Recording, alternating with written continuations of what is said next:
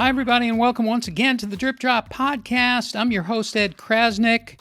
I'm also known as the Hebrew Hurricane. I have a big pay-per-view event coming up. I will be beating myself up in an octagon. Welcome to the show that never ends. This is a mental fitness variety show. We are the world's first mental fitness variety show and only one. There's a lot of shows that talk about mental health, but that don't really show you what to do. Well, this is the show that does that. We have conversation, coaching, and comedy. And we are also a family podcast. On today's show, we have a great one. We have terrific actress, award-winning musician, and world-class meditation teacher. We have Taes Leavitt is coming on. We're going to have a great conversation. She's going to show us some skills. We're going to look at some videos. We're going to do all these kinds of things on today's show. A lot of podcasts you can listen on your own, listen while you're watching dishes. That's fine. That's what we want you to do with this one too. But we also want to encourage you as a family to sit down in the same room. And today's Drip Drop Challenge, we always like to give it a challenge, is for you to lead your family in 1 minute of meditation by getting everybody to close their eyes and then send us a picture from your phone of your family closing their eyes together. People are going to think it's insane, it's crazy. It's actually the most sane thing anybody could actually do for a family to just be quiet for 1 minute and close their eyes together and take a deep breath.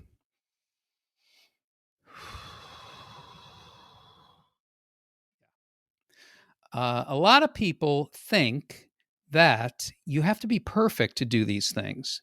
You have to be, in order to meditate, you'd have to stop your life. Now, I didn't have time to meditate today, but I'm going to actually meditate while I talk to the phone company about my overdue bill.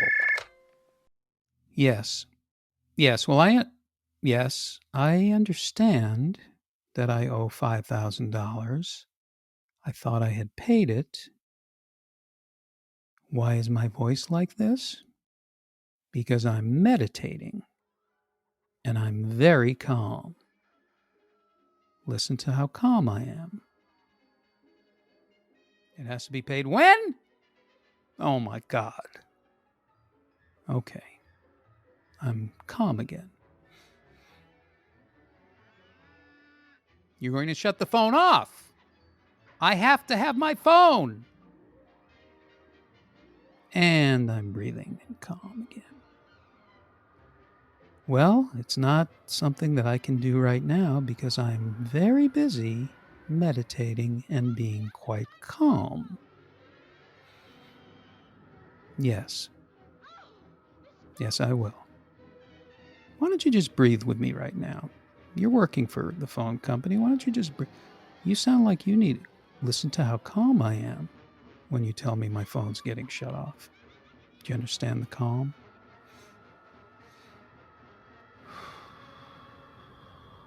Just following my breath right now. Yes, I understand. I'm in big trouble. Yes. Notice how very calm I am. Okay.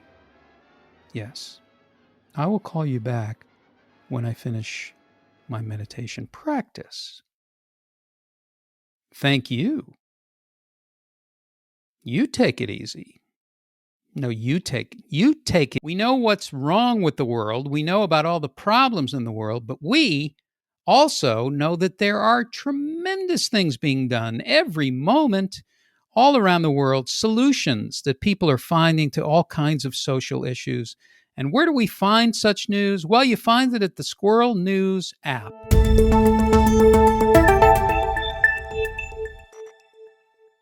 And to get there, you go to squirrel-news.net, squirrel-news.net, and it is an app that curates solutions journalism stories, a big movement about what's right with the world, all these stories, all the time. So find them at Squirrel News. You can find stories about the Liftware Level, which is a spoon, a robotic spoon that actually helps people that have motor issues. It helps them to level out their spoon no matter what position their hand is in so they can eat and not be self-conscious about what's going on with their bodies while they're eating And it's a really interesting tool from the folks at Liftware. It's called the Liftware Level. This is a great Squirrel News story that is about the Australian bushfires and all of the animals that were displaced and that are homeless. And it's about a group of people who are building these little animal habitats, these little flap folded cardboard habitats for animals to protect them now that they've survived the wildfires, but they're out there and they don't have their homes anymore because it's been burnt out. And what about homefulness? Homefulness is a big movement that's taking place in Oakland, California, and other places. And it's where homeless people, formerly homeless people, are now helping to design and build homes for people who are living on the street. And this is all happening in townhouses in Oakland that have been taken over by this community called Homefulness, which is a whole other movement that's helping people to gain residences and places where they can live and move off the streets. Homefulness. And then, for the first time in California ever, the world's fifth largest economy, California, where I live, was powered 100% on April 30th for the entire day by clean energy. It's never been done, and it is something that shows the positive aspects and the fact that we can live with total clean energy and power everything that we need in a state like California, which is amazing, an amazing story. And there are many other stories at Squirrel News. So check it out and go to squirrel-news.net. Hey, our guest is an amazing teacher, award-winning musician, resides in Canada, beautiful city of Toronto, and the big star up there and around the world. And now, please sit back, relax, and enjoy my conversation with the great Taes Leavitt. First of all, the colorful nature of you and of your life is demonstrated with the picture of what's behind you in your home. The colors, the colors are amazing. You, I love the meditation work, and I love the sense of joy that you have. What you do in your work in your life, I'm going to guess that they're very similar, that they're almost the same. Yes, 100%. Yeah. And is that something like when things like the Big Heart Journey, things that you do with meditation and with mindfulness and with music, did this come directly from your childhood, or is this like something that you started to find out more about as you grew up? When I was doing shows as Splash and Boots, I was having parents approach me a lot of the time after shows, sending emails saying my kid is struggling with, XYZ emotionally. Can you help? Is there anything you can do? And around the same time, I was also struggling with, life. And I started meditating. I really didn't like it at first. It took me several months. I'm quite dedicated to trying something until I like it. And so it took me a while to get there. And then the effects that it had on my own life were just incredible. I also realized that meditation in its sort of traditional form isn't that fun for kids or accessible. And I think that you can sort of go the wrong way if you tell a kid to sit still and breathe and they're not, like, they really don't want to. It's going to give them potentially a bad view of what meditation is or mindfulness. So I really wanted to create something that was fun, that they felt, excited about, and that also really helped them through those feelings that I was hearing from parents that they were sort of struggling with. You got to go to India, or you have to, like, everything's got to be perfect. I have to be perfect, or else how can I do this? And that's really not what we're trying to go for, is it? No, actually, it's kind of the opposite. Yeah. We don't really want perfect ever, I think.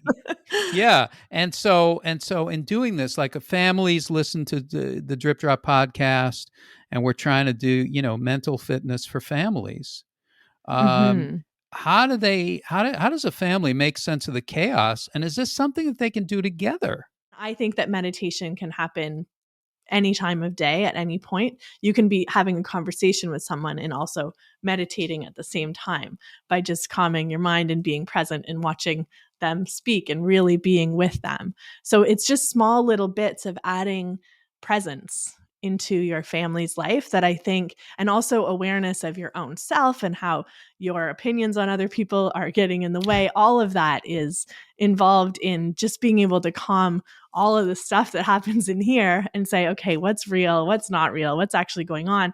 And being able to do that as a family is like, wow, like think of the possibilities that that opens up, right? All of a sudden you can have conversations about what's really happening instead of like what you think is happening and how angry you are about this. Like when you can let go of all of this head stuff, then you can sort of make a pathway to greater connection, which is ideally what I think we all want within a family. I almost feel like that thing that you just did with your head, where you started like shampooing your head.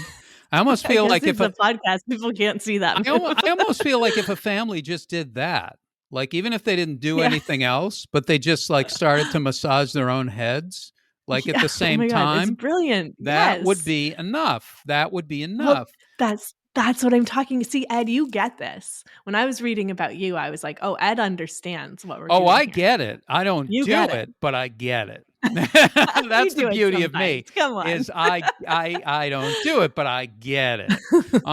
So yeah, so this kind of thing. So I'm saying if you're a family and you came in, because a lot of the energy in a family is electric. It's an electricity that happens between Mm, people, and it goes real fast. It's like yeah. mom's upset with dad, and then all of a sudden the whole house is upset. Like how Right. does it, or dad vice versa, and this electric energy goes. And I'm just wondering if it can go in the other direction.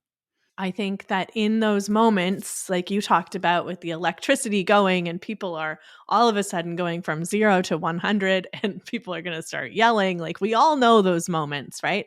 And before the moment where it hits 100, there's a space that you can drop into that where you could make a different choice. And I think that if we can fill that space, like that's what I teach the kids is like an energy flip moment where you could go one way, like you could jump into the anger, and we're not saying that anger is bad. Like I don't want to, like, there's no bad feelings, but you don't necessarily need to jump in the anger in that moment. So an energy flip is something that quickly can take your body and your brain somewhere else. And then you can go back in and talk about the anger later when you're not embodying the anger fully. So yeah, an energy flip would be something, yeah, like shampooing your hair, like jumping up and down 10 times and saying, I love you, or like running around the house or doing this dance move or doing like, and so I have kids, like I have a whole bunch of energy flips, but then I have them make up their own energy flip because it's personal, right? Like, what do you need in that moment? Do you need a song? Do you need, like, is there a specific song that works for you? Like for me, I need to go for a run. You know, that's what I say. If I'm grouchy, just give me my running shoes and push me out the door, and I'll come back and I'll be a totally different person. So it's like those kind of just knowing what your energy flip tool is and then having it ready. And I love the shampooing your hair. well, That's great. the I love this idea of energy flip, because it really is that quick. It's something that can Hmm. happen like that, and you don't need a lot of preparation for it to happen. These things that you can use in the moment are life changing and can be life changing, and so uh, a family can find their own, and you do find your own, and maybe you have a family theme song, or maybe there's something, Hmm. and sometimes it's silly stuff that you can do, silly art.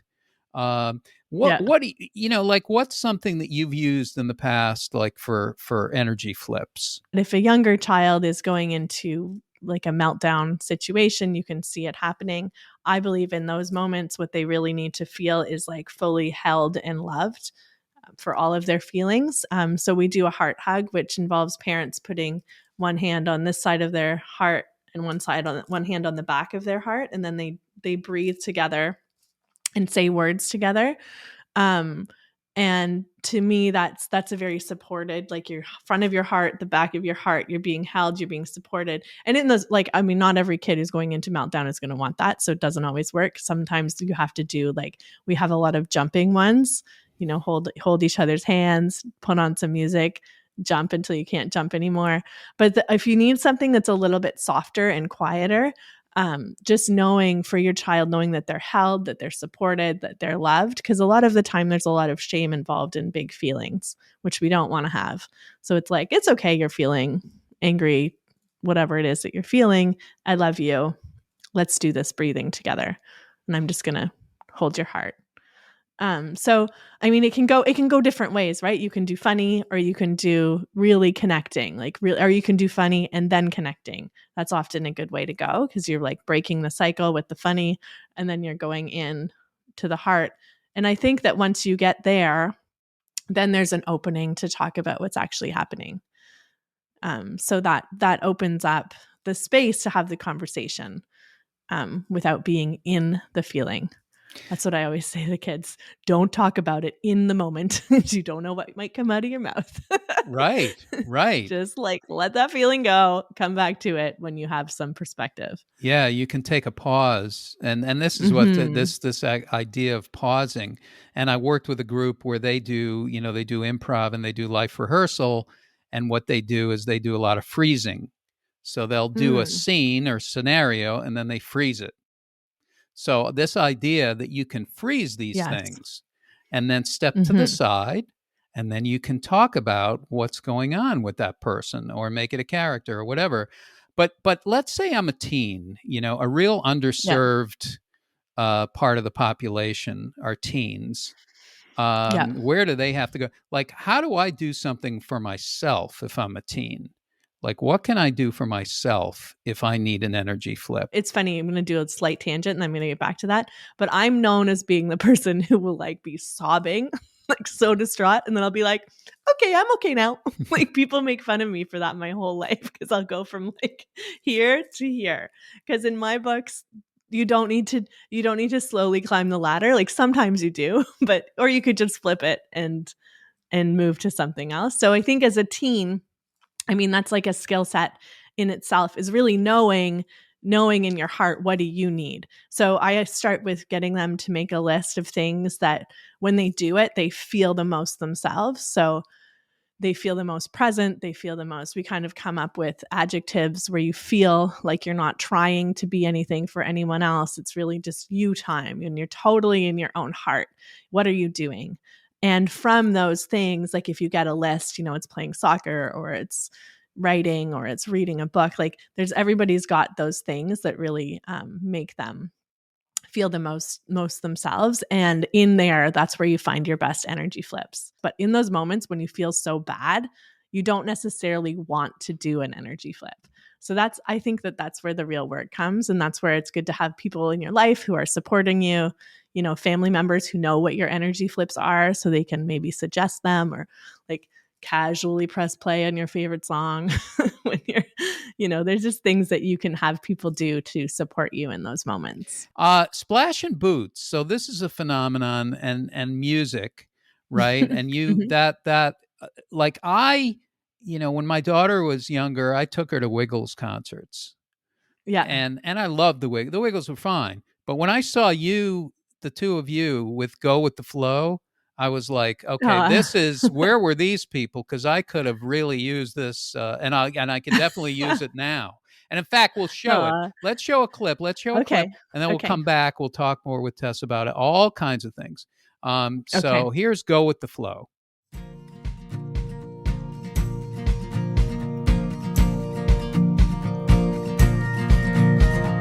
If you're a penguin, go ahead and dance like a penguin. Whoa, whoa, whoa. And if you're a bunny, go ahead and dance like a bunny. Whoa, whoa, whoa. Or maybe you're a bit of both. Just go with the flow. Find a dance that works for you and just let it go. I mean, that is just a joy to do that kind of stuff. Where did that? How has that evolved over the years? And the energy that you must get from doing shows stays with you for a long time. The best. Yeah. Yeah, I mean, we started Splash and Boots right out of university, and it just started from a total desire to. I've always wanted to work with kids. I love kids so much. I can't imagine working with any other age group. And I was also, both Nick and I were in the music program. music and drama in university. And so Splash and Boots just sort of naively evolved out of that. We were like, we're going to do this full time. And everybody's like, what? We're like, yeah, watch us go. And we just started doing birthday parties. We sort of like, we put in our reps doing shows for 2 people, and it grew. We got the TV show. And the whole time, yeah, you're right. Like what really is the best part of it, you know, between like it's filming is great, but what it's doing a live show, and it's getting to see kids and their parents together, connecting. And actually that song Go With the Flow, we just wrote it because it's like, you know, you can be this or you can be this or you can be a little bit of both, whatever. Like you can literally be whoever, whatever you want to be. You get to choose that. How do you navigate that in your life? Well, to be honest, it takes some navigation for people who are closest to me, because I do feel things extremely a lot. So I can also go really dark very quickly. So in the same way that I can flip into like laughing, I can also be, you know, I when I feel sad about something, it's like I feel really sad. Like my whole body's sad and I'm like wailing, and people are, I remember the first time it happened, I watched some sad movie when I was in high school with one of my best friends, and she's just sitting there staring at me as I was like, ah. It was like Message in a Bottle or something, like one of those romantic, like I think that's actually the movie. And Very she's like, powerful. remember when you did that whale? So yeah, it's known as like the Taes whale. So I can really, so it really does take some navigating for people in my life. But I think that since I've started doing more meditation, more mental fitness, there's actually less of a big gap between those, because I tend not to go to the really dark for as long anymore. I can I'm better at navigating my own emotional landscape, we might say. I think I've improved over the past couple years. So a lot of practice. work in progress, of course. Yeah, practice. Yeah. I have a habit of picking the least supportive people in the world, and then I get to learn that Oh, lesson. interesting. So I have like when I was much younger and still like dating, I remember taking a date, and I would always take dates to very emotional movies that are not lighthearted. So Right. I would take people, Yep. and maybe it was a test or something. So I took somebody to see Terms of Endearment years ago, which was a kind of an emotional movie Yeah. in a lot of ways. So I took them to see Terms of Endearment, and I'm like wailing during the movie. And I look over at this person, and the person is like this. And at the end of the movie, she turned to me and she said, do you want me to call your therapist? No, she didn't. She did. She did? Yeah. Do you want me to call your therapist? Oh And my I gosh. should have said, well, Wow. my therapist is actually waiting in a cab right out in front of the theater because they know me well. But I'm just saying it's so funny what you Yeah. put in your life, you know, sometimes.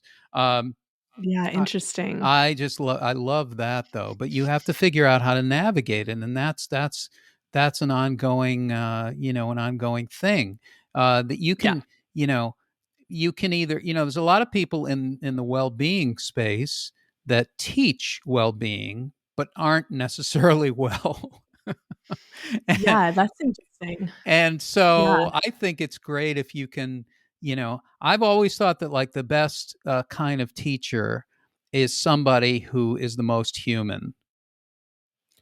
absolutely. And I could not agree and with in you this more. space, it's not always, not always the case. Mhm. So the Yeah. more you can show that to the world and be a performer and be all that you're doing, Yeah. that's the greatness.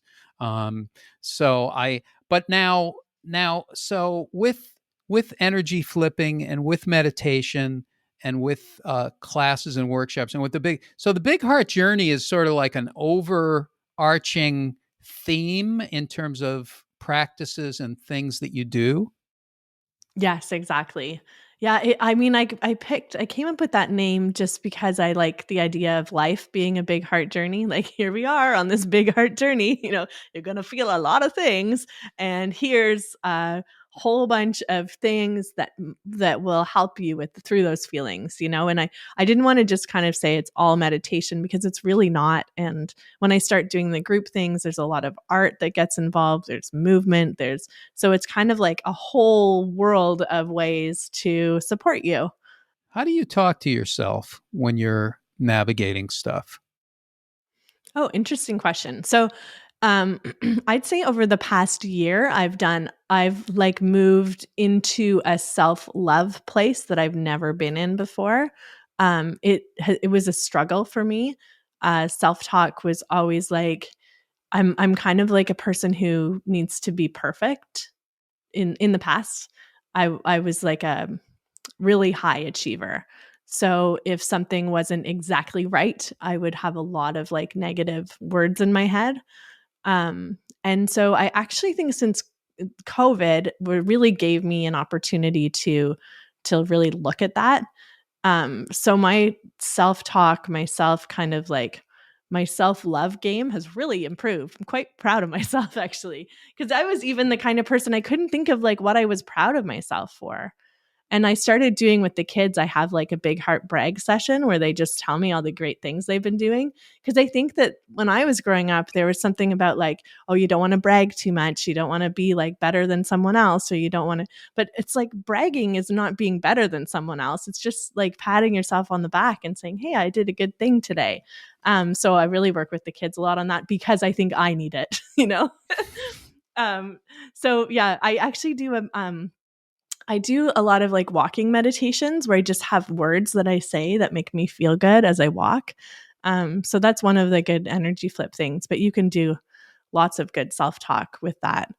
Lots of good I am statements. So I'm a big fan of that kind of work. Yeah, And that's just great.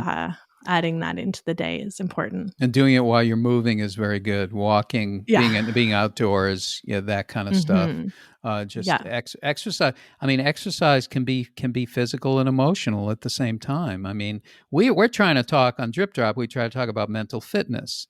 That it's it's not mental health. It's mental fitness are the things that you do to have mental health, to have better mental health. But they're things that you do.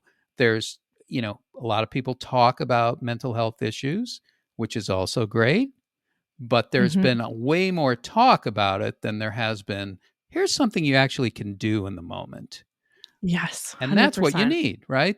You need to, Yes, you're going to experience all kinds of stuff every day. And you need to figure out what works for you in that moment that you can do in 20 seconds. That's what people. That's what you need. Yeah. Yeah. And the word issues. Oh, mental health issues, like as if we need that word in there. I just think there's just so much stigma around that. Yeah. And it's like, it's not an issue. It's just a feeling. Like, it's just a feeling. We've all got them. That's a good campaign. Yeah. It's just a feeling. We've all got them. It's just a feeling. Yeah. Yeah. Whatever it is. And it'll pass. It's like permanent. a cloud, comes and goes. It's not forever. Like this is not forever. And just it's so funny that our brain tells us that it is forever. And you can almost say, no, it's not forever. I'm telling you, I know it feels like it's going to be forever. It's not forever. A friend of mine shot a video. She does this great work. And it was about it's two-way conversation. It's feelings and thoughts are a two-way conversation, an ongoing two-way conversation. So, your brain is trying to help you out. You think it's trying to scare you. It's actually trying to protect you. But here's anxiety coming in. So, okay, you're not enough. Oh, hi, anxiety. How you doing? Nice to see you again. Right. Oh, it's so great that you're here. Listen, I actually am okay right now. I'm enough right now. But thank you for trying to protect me. Right. Yeah. Yeah. I love it. And it's just like that. If we would give them names and we would talk back to them and we would look at them as messages, and it's just a feeling. We all got them. I love, I want banners around with that kind of stuff.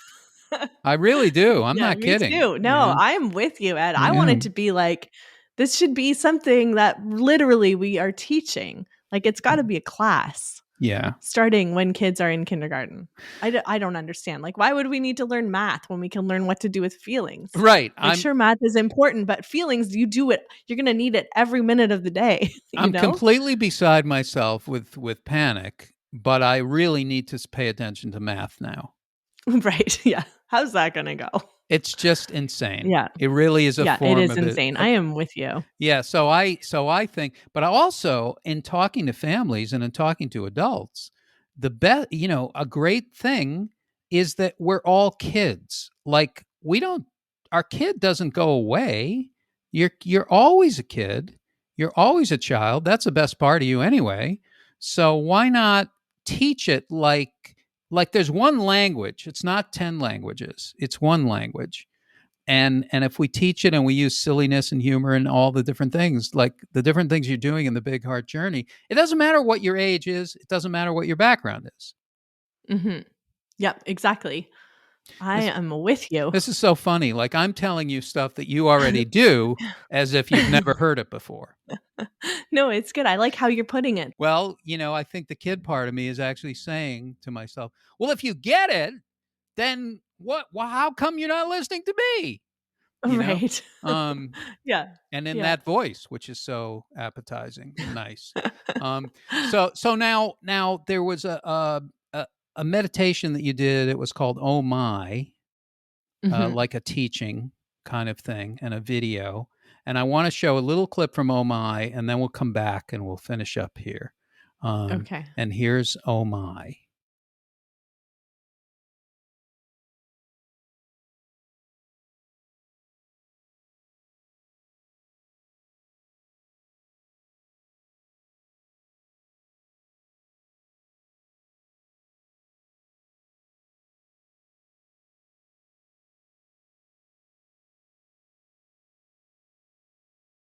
And of course, I would say, "Oh my," to that. That's really amazing. Now, when you were doing that, how did you put all this together? I always want to put things in relation to the heart. So I think your heart, it's the real voice. It's the voice of reason. It's your full self. And then the voice in your head is just like, blah, blah, blah, as you heard in the meditation. And so I was trying to just do something that would visually show that to kids, in kind of a funny way. And also show them that you can actually bring those two together without hating the voice in your head, and also without listening to it. You can bring those two spaces together and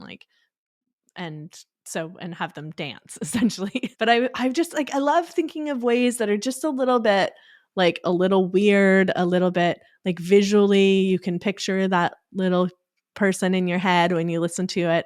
And actually Nick did that voice for me. So great. But yeah, so I think that it sort of came out of a desire to explain that in a way that was fun. But really, when I was writing those initial group of meditations, I couldn't stop writing them. They just kept coming into my head. And then I like to write and record at the same time. So it's I just get going and I love being in that zone. Where should they go to find classes and information and videos and media and all that stuff? Yeah. Well, you can go to bigheartjourney.com or our Instagram, or also splashandboots.com. And both Big Heart Journey and Splash and Boots are also on Spotify. And Spotify is just a great spot to listen to the meditations. Insight Timer has them all in there as well. It's a free app for families for the meditations. But I recommend really starting with something like a bedtime thing. If you have little ones, how can you sort of add just a little bit of meditation into the day? And bedtime is a really nice place to add it just to get started, and then work from there. Fantastic. I'm a fan. Be a fan forever. I'm a fan of you, Ed. Thank you for having me. I was so happy to read about what you're doing as well. So thanks. Yeah, thank you. Well, that's our show for this week. I want to thank you for watching. Please find us wherever you get your podcasts. Give us a review, whatever you want. Go to dripdrop.gg to sign up, completely free.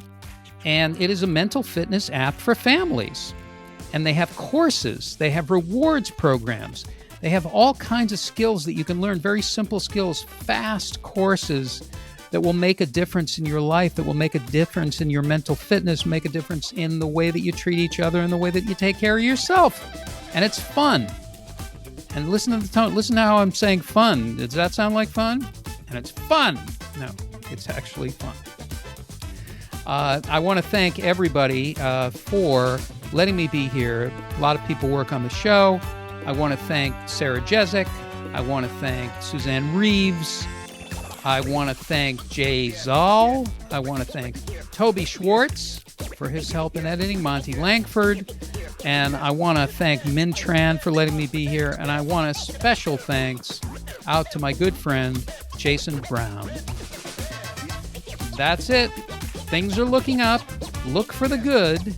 Get busy living. Follow the nudges. And join us next week on the Drip Drop Podcast.